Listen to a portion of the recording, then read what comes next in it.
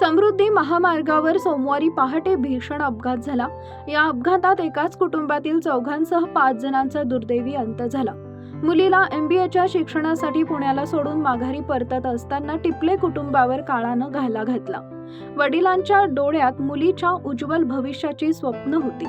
आईच्या मनात मुलीच्या नव्या आयुष्याची काळजी होती आणि संपूर्ण कुटुंब मुलीला पुण्यात MBAला प्रवेश मिळाल्याचा आनंद साजरा करत होते। पण नियतीला काही वेगळंच मंजूर होते। मुलीला महाविद्यालयात सोडून वर्ध्याकडे परतणाऱ्या कुटुंबावर समृद्धी महामार्गावर काळाने असा घाला घातला की एका क्षणात 4 जणांचा जीव गेला। पुलगाव पोलीस ठाण्याच्या हद्दीतील विरुळ इंटरचेंज जवळ कारला भरधाव आयशर ट्रकनं दिलेल्या भीषण धडकेत एकूण 6 जणांचा मृत्यू झाला असून या घटनेनं संपूर्ण वर्धा जिल्हा हादरून गेलाय।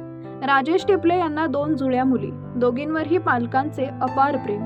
त्यापैकी एका मुलीला पुण्यात MBAला प्रवेश मिळाला।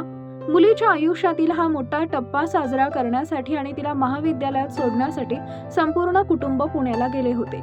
प्रवेशाची प्रक्रिया पूर्ण झाली। मुलीला धीर देत आई-वडिलांनी निरोप घेतला। काळजी घे, मन लावून अभ्यास कर, असे शेवटचे शब्द कदाचित तिच्या कानात अजूनही घुमत असतील। पण हा निरोप आयुष्यातील शेवटचा निरोप ठरेल याची कल्पनाही कोणाला नव्हती। समृद्धी महामार्गावर या घटनेपूर्वी इथेनॉलचा एक ट्रक पलटी झाल्यामुळे वाहतूक विस्कळीत झाली होती। त्यामुळे वाहनं टप्प्याटप्प्यानं दुसऱ्या लेनवरून सोडली जात होती। त्याचवेळी मागून भरधाव वेगानं आलेल्या मिरचीनं भरलेल्या ट्रकनं कारला जोरदार धडक दिली।